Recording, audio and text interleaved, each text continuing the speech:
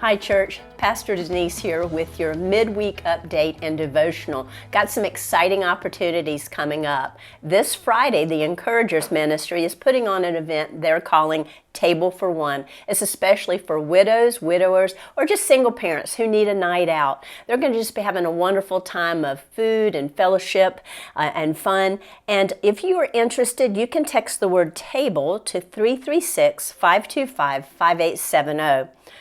Coming up also on August the 24th, immediately following the worship service, the women's ministry is putting on an event they're calling Possibilities. They're going to be providing chicken Alfredo or spaghetti. You can eat in or you can carry out, so that's going to take care of lunch or evening meal for you. So that is donation basis only, so looking forward to that.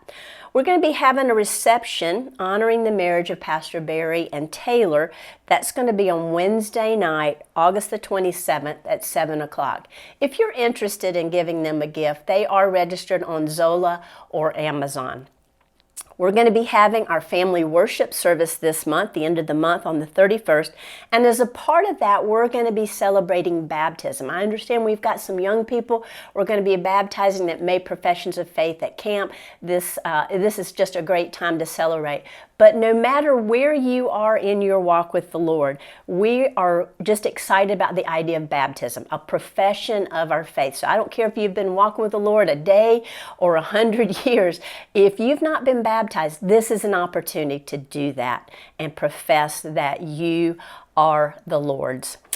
Coming up, we are also going to be helping out with the Northwest concession stand. It's football season, and September the 12th, we're looking for volunteers to help run that concession stand. If you are interested, you can text the word football to 336-525-5870.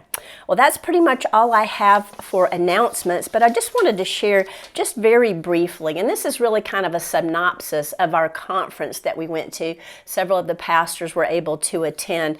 In that, we learned about 4 principles that the church lives by in fulfilling the Great Commission. It's to know God,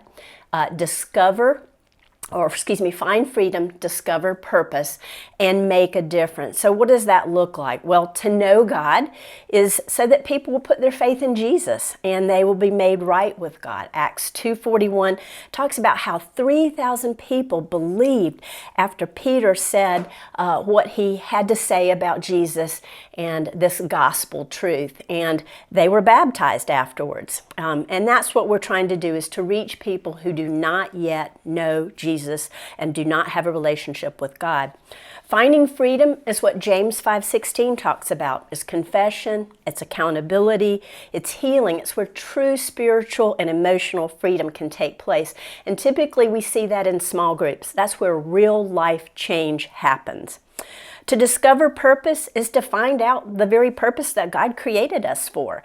Every human being has a purpose, and every believer is a minister. And that is because we're gifted differently, and God uses that to further His kingdom.